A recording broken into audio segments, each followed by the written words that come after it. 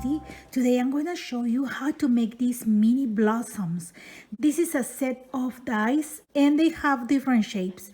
They have three sizes of this one, which is like a daisy, and then they have three sizes of this one that has hearts in the center, and it comes with this one right here, okay, that it has three sizes too. So you get 9 dies in a set and you can make all of these flowers.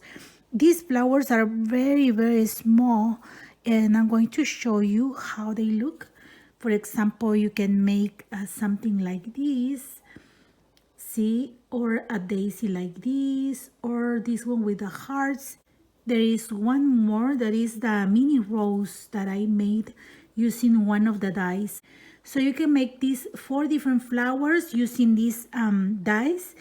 I made a time-lapse video and I'm showing how to make each one of these. And I will share the links of this set of dies in the description box. Thank you very much for watching my videos, for your likes, your comments, and for subscribing to my channel. Enjoy crafting. Bye-bye.